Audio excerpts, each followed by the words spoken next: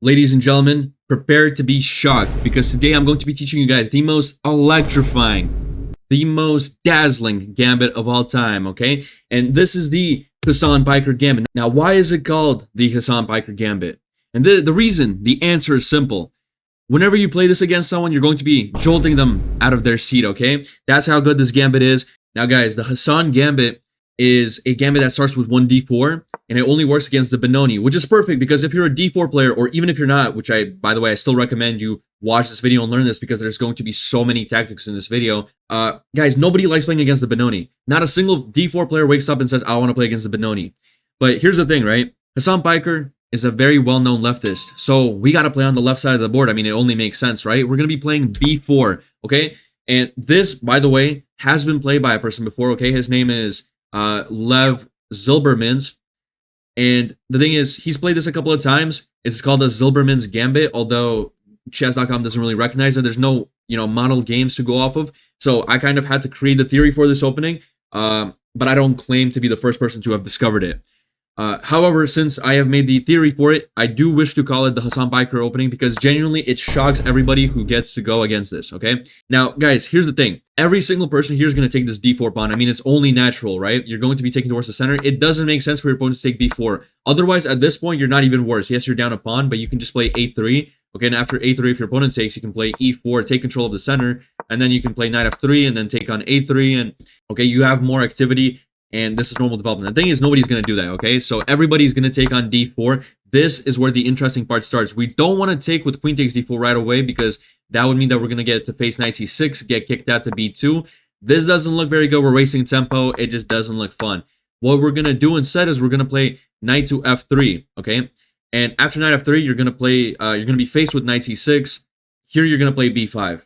And this is the whole point of playing b4 in the first place, is that you're going to be playing b5. Now, your opponent has 3 logical moves. Okay, 2 of these are not going to be very popular, and they're not going to be very good whatsoever. So, one of them is knight b4. Here you just play a3, kicking this knight out to d4, or sorry, d5. And you can play c4 here. Your opponent cannot en passant because he's going to lose a knight.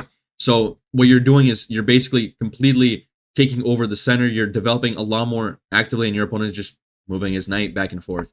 Right? And so, your opponent's going to have to go to c7. You're going to take on d4. Now you're not even down a pawn, and you just have better development and you're more active. So at this point, you're already slightly better, and your opponent doesn't get to play as Benoni setup, so he's going to be very uncomfortable, and you're going to be in a great spot. All right, moving on to the next move, which is not knight b4, it is knight a5. Okay, that's slightly better. You can just take on d4. Once again, you're not down a pawn anymore. You can play e4, and again, you're going to be developing completely normally. Here's the thing, guys. Most people aren't going to play this because it just looks like it fucking sucks. Like, there's no point in your opponent giving you back this pawn for free, right? So instead, what most people are going to do is play queen a5 check. And this looks scary, but I assure you it is not. And in fact, there are so many ways for black to mess up here. I genuinely believe you could probably beat title players with this pretty easily, to be completely honest, especially depending on the time control. c3. Queen takes b5. C takes d4. Your opponent's up a pawn. But guess what? If your opponent plays something like d5, he's already immediately losing. Why? Because you get to shock him with e4, which is a double attack. You're attacking this d5 pawn, but you're also attacking this b5 queen. And I'm going to have to keep using these verbs and adjectives as much as possible. But if he goes to queen b6, you just take on d5. If your opponent goes queen a5, bishop d2, I mean, it doesn't matter where your opponent goes. You're going to take this pawn. You're going to go knight c3. You're going to go d5. Look how active you are. I would take this position for white 1 million times, if it was offered to me 1 million times. I don't know who would offer to me this 1 million times, but if they did offer it to me, then I would take it.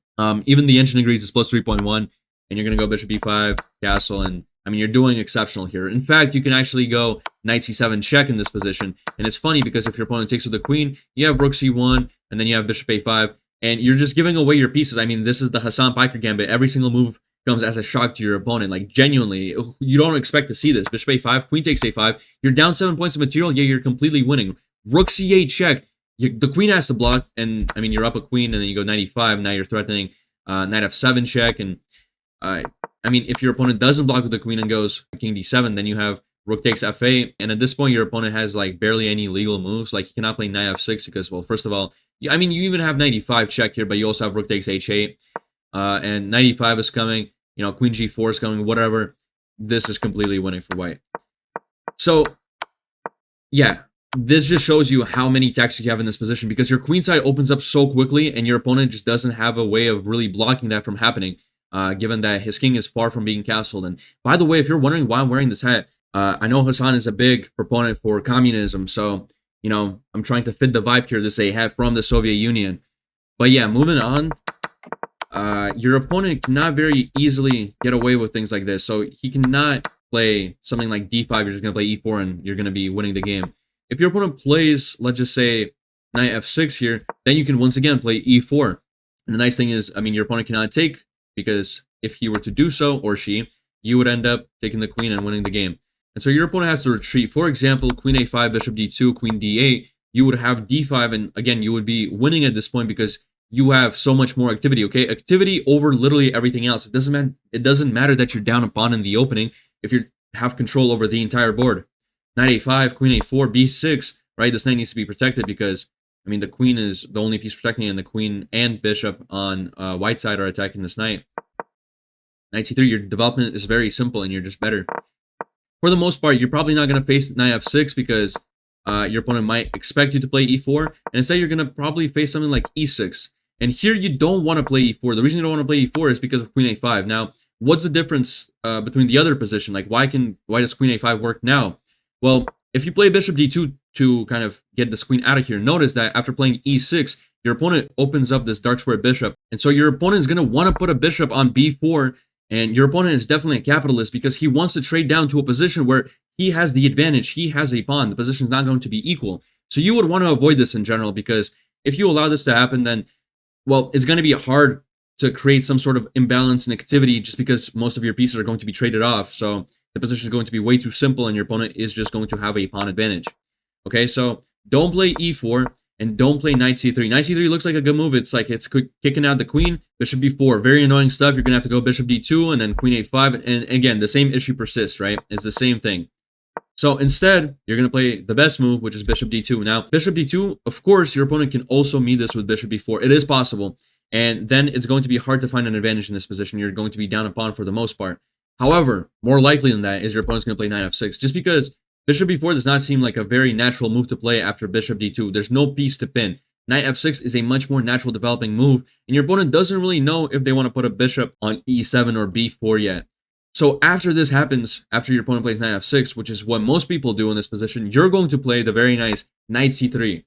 Okay, and knight c3, you're kicking this queen out. Now, the queen has a million different squares, but we're going to talk about two of them because most of the other squares are complete ass. Your opponent can go to c4. Okay, you play e4, you're completely winning here. Why are you winning? Because, well, you're attacking the queen with the bishop. And the same thing applies to queen a6, for example. Queen a6, e4, you're completely winning. Instead of queen a6 or queen c4, which are both objectively bad, for example, queen c4, I didn't really get through it. e4, queen b4, you can just play e5 here, kick this knight out, and then go knight b5. Now you're attacking this queen with this bishop. This knight is protected by this bishop, and you're looking at c7, and your opponent cannot stop this in any way. Wherever your opponent goes, you're just going to go knight c7 check, and I mean, you're going to win a piece. So that's pretty nice. But yeah, eliminating the bad moves, your opponent has two real attempts. Queen b6 and queen f5. Queen f5 is the most challenging move. However, I found a very great weapon, which is going to be yet another shock, increasing the voltage of this opening, you could say, because it's just going to intensify the position all that much more. But before we get to that, let's take a look at queen b6. Here you're going to play rook b1, send this queen back to d8, and then you're going to play e4 and develop. Now, guys, one thing that's very important for you guys to understand is that it's very unlikely that after this point in the game, you're going to face the exact moves that I'm going to show you. In fact, even here, it's very possible that your opponent plays something like queen c7, right? And you're still going to play e4 in this position, like after d8, you're still going to play e4. And the ideas are going to be mostly similar, but it's not going to be the exact same position. So don't try to memorize every single one of these lines. Don't jot them down in your notebook. Just try to learn the ideas, try to understand the benefit of having this open queen side, of giving up b4, right? We have rook b1 ideas. And you guys are going to see that in your own games, your opponents are going to make a lot of mistakes. And that's why I'm showing you guys example lines. These aren't necessarily theoretical lines because there's no theory in this position. But these are lines that you can just understand and try to study, not by learning them, but trying to understand the ideas. Okay, queen d8, e4, d5. That is the best move that your opponent can play here. This is the best move suggested by the engine. After d5, you're going to play bishop d3. After d takes c4, you're going to take knight takes c4. And now it looks like this pawn on d4 is hanging, okay? And it technically is. But here's the thing. This is a poison pawn. Your opponent cannot, under no circumstance, take this pawn. For example, knight takes d4 and knight takes f6. Okay, g takes f6. It looks like you're just down a pawn, or actually 2 pawns now. But after you castle and your opponent plays something like knight takes f3, just trying to simplify, you're completely winning. You're better just because you're so much more developed. You literally have every piece out at this point, basically, except for this f1 rook, whereas your opponent has every single piece on the bank rank. Okay, so you're completely better here. For example, queen d5, right? It looks like a normal move. He's trying to develop. Your opponent wants you to trade, and if you commit to this trade, then you're going to lose most of your advantage, because your advantage lies in the fact that your activity is superior. If you just trade off your major pieces, then you're not going to have a superior activity, because there won't be any activity. So here you play bishop e4. Okay, and you're like, what the fuck is bishop e4? It looks like I'm losing a piece. Am I not? Now, you might be right. You might be losing a bishop.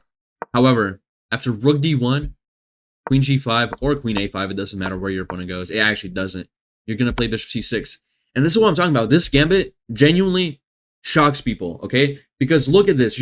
You're down 5 points of material. What do? You sacrifice another bishop. Like, it doesn't make sense. Why are we sacking a bishop? But, well, I mean, it will make sense very soon. If your opponent takes, you're going to go queen takes c6, and I mean, it's checkmate after bishop d7 and queen takes d7. Like, your opponent doesn't have anything. For example, if he goes king e7, you actually just have rook b7 check, and now the bishop has to take, obviously. This is the only legal move, is to take this rook with the bishop.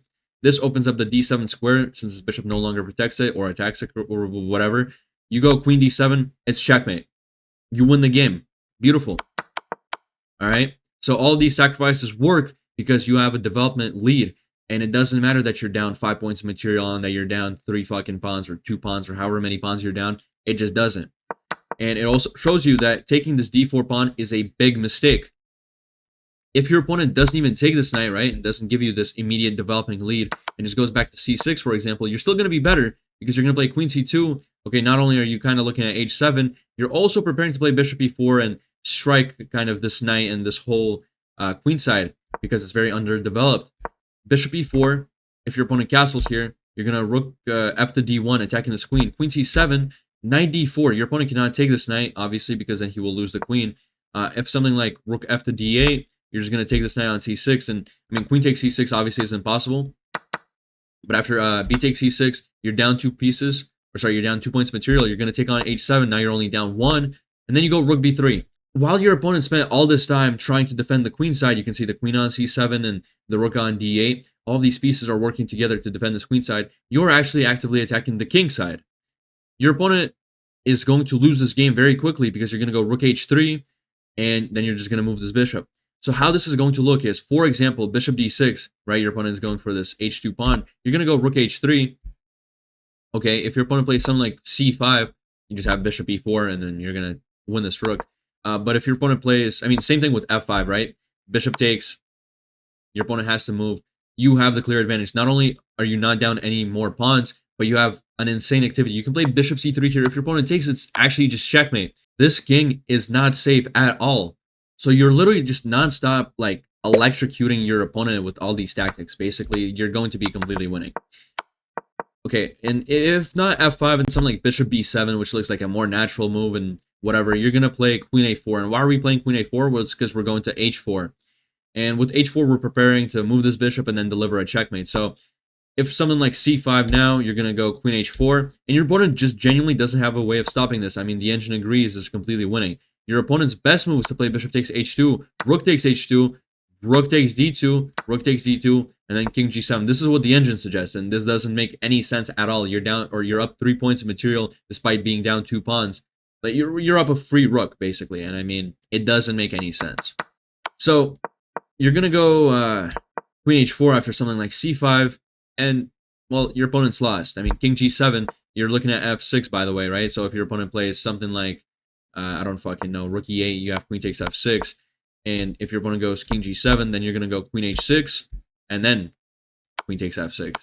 Of course, if your opponent goes queen e7 to stop you from taking on f6, you can just bring this bishop back to c2 or literally anywhere else.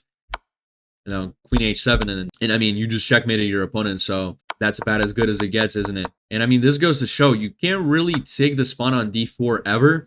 Like, even if your opponent drops back to c6 here and he's just up 2 pawns, we saw how dangerous it gets, like with queen c2 and queen c7.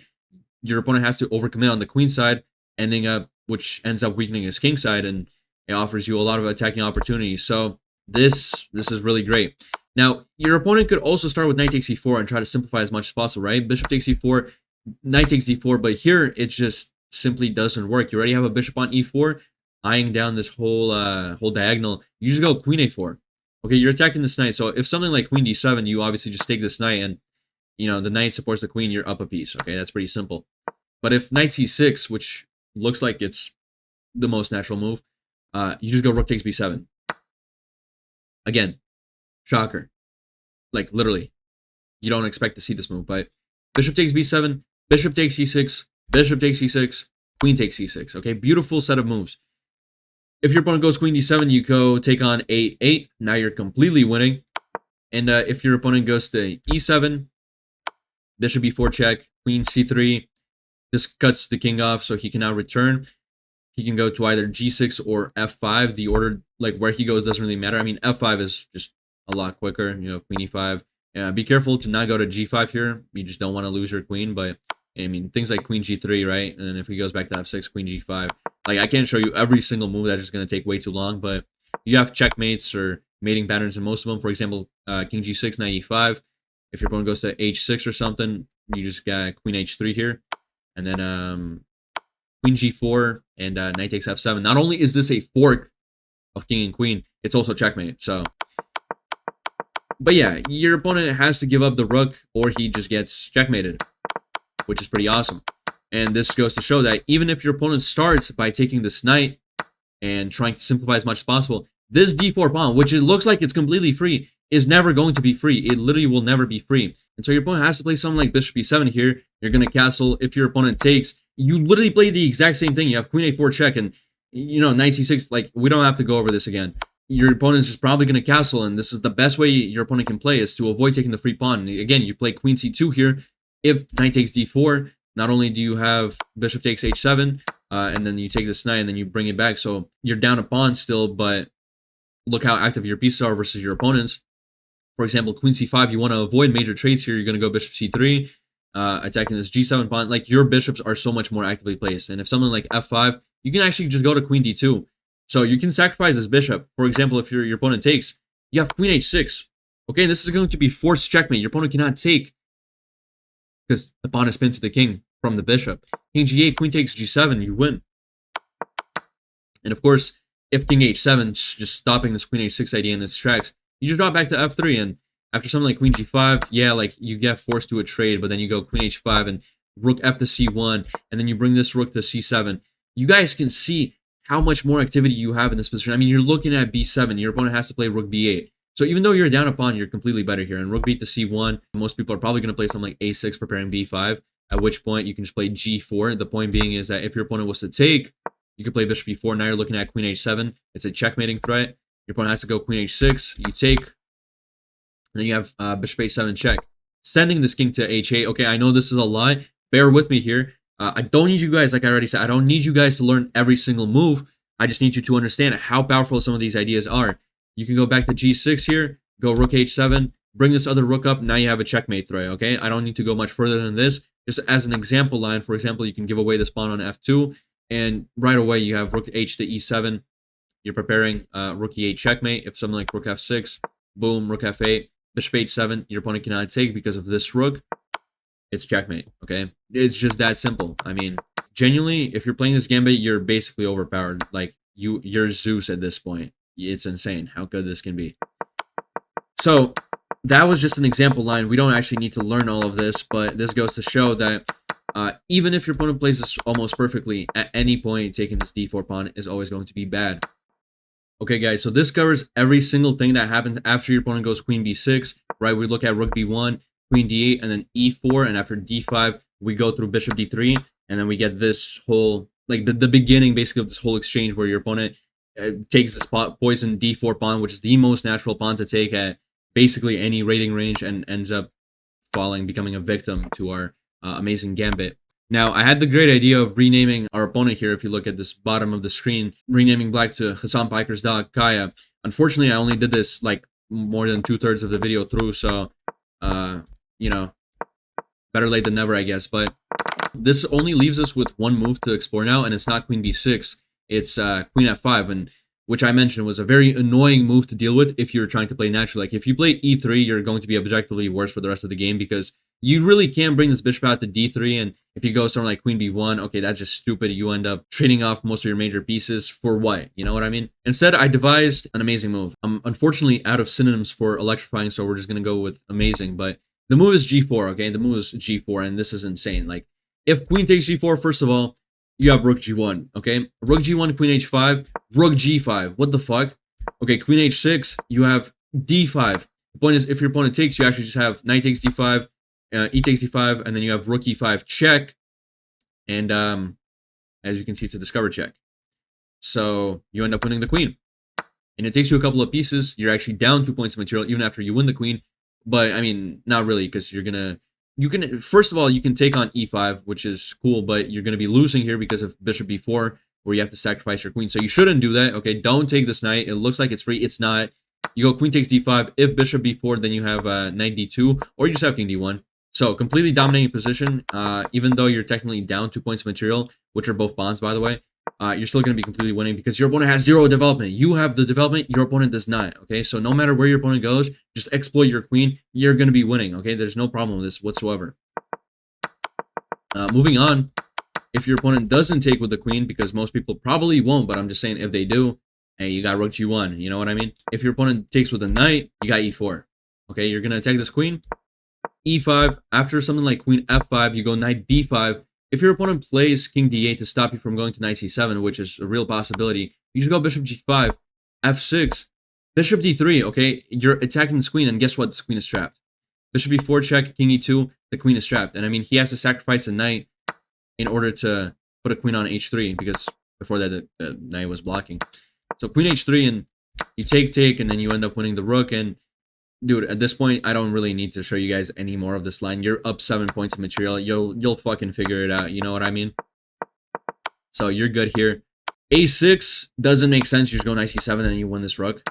Okay, and the more natural move is Bishop E7. And the point is, if you go Knight C7 check here and you're trying to win this rook, and you take it, it's actually not all that good because of Bishop H4. And the point is, Bishop H4 is attacking F2 alongside this knight. And you cannot just take it because then you get checkmated. Okay, you can't just take it. So where do you go? You can't go E3 because then Knight takes E3. You're not even able to recapture back. So you got to be super careful here. You got to go like Bishop H3, and even then Bishop takes F2, King F1. You're losing here. I mean, you're down. You're up 2 points of material, I guess, but this knight is never escaping, and your position looks extremely awkward. So I would not want to play this as white. I would advise against this. So in fact, if your opponent plays Bishop E7, just play H3. Play H3, and the point is you're going to kick this knight out, making this whole idea impossible. So H3, Knight H6. If Knight G to E5, this is the best move according to the engine, okay? The knight is supposed to sacrifice itself, and you're supposed to go into this weird, obscure line with, you know, Queen F4, Bishop C3, Knight D4. You can't really go Knight C7 here because there's a queen. You're up an entire piece, but you're down like 5 pawns or 4 pawns or whatever. I don't really know how to count. The point is, it's not bad, but it's not good either. Like, yeah, you're more active, but you don't really have any pawns, and you have an extra piece. But again, your opponent has just a shitload of pawns. So you could go into this, and the engine thinks it's equal. I don't know who I'd really prefer to play here, if I'm being completely honest. I mean, white obviously has more activity, but black can consolidate a little bit and go to the end game. The 4 pawns or 5, whatever, however many, should be enough. Thankfully, most people don't just sacrifice their knights, and they just go Knight H6, and at this point you have Knight C7, and well, King D8, Knight takes A8, you're up 3 points of material, you're up an exchange, you can ruin your opponent's pawn structure, your opponent can never castle. That is more than enough compensation for playing a bullshit opening, bullshit move like before. And actually, I should take that back. This is not a bullshit move. This is the Hasan Piker Gambit. So, guys, put some respect on this fucking Gambit, okay? 2b4 against the Benoni is actually pretty incredible stuff. I mean, you guys can see just how many tactics there are. Guys, this pretty much sums up everything I wanted to show you for the Hasan Piker Gambit. If you got electrified and excited watching this, please leave a like on this video. Share it with your grandma, share it with your grandpa, anybody and anything. Anybody who you can share this video with, I would really appreciate it with, because I need to promote my content as much as possible. If you're going to be using this, then go ahead and do so. I genuinely believe, like all jokes aside, that this is actually a very valid gambit, and I'm going to try and get some wins on stream when I'm playing against a Benoni using this gambit against, 2100s, 2200s, and showcase it to you guys in a future video. But yeah, guys, this sums up everything I wanted to show you guys for today. Thank you all so much for watching. If you enjoyed this video and want to see more, check out some of my other videos or check out my streams. I stream on twitch.com. Link is in the description. And as always, take care of your pets and have a great rest of your day. Goodbye.